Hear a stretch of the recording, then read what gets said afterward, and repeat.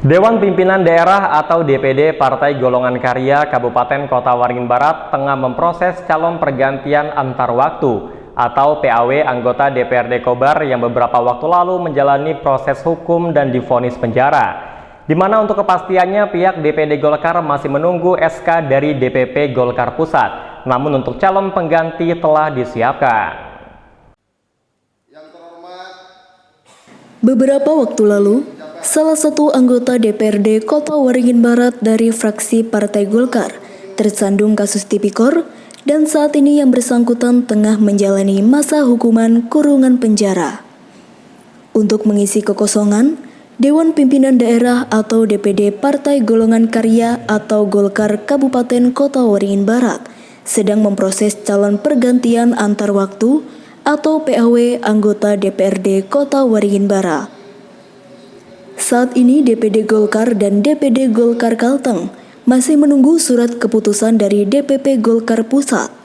Dalam proses tersebut, nama Hajah Arismiati disebut sebagai kandidat PAW DPRD Kota Waringin Barat karena ia merupakan caleg Dapil 1 yang ikut serta dalam pemilu 2019.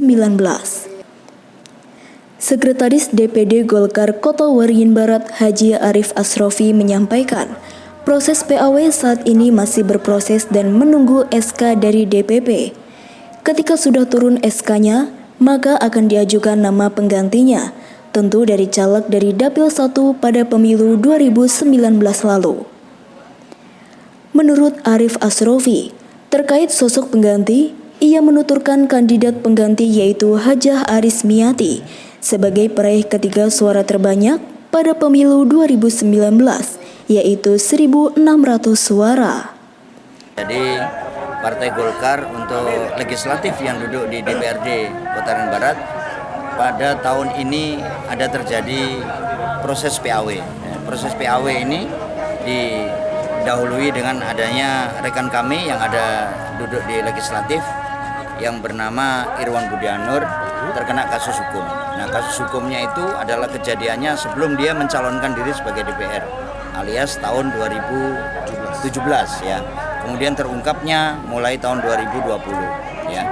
Nah, ini meskipun dia sudah ditahan 6 bulan lebih, tetapi proses daripada peraturan organisasi yang mengatakan ingkrahnya baru 1 bulan yang lalu. Dia mendapatkan hukuman dari Pengadilan Tinggi Tipikor Palangkaraya selama 3 tahun. Ia menuturkan bahwa usulan PAW kepada DPP Golkar Pusat telah disampaikan sesaat kasus hukum yang dijalani anggota DPRD nonaktif Irwan Budianur telah berkekuatan hukum tetap atau inkrah. Jadi anggota DPRD bisa di PAW apabila mengundurkan diri, meninggal dunia, dan diberhentikan atau tersandung masalah hukum. Yang jelas kami masih menunggu keputusan dari pusat.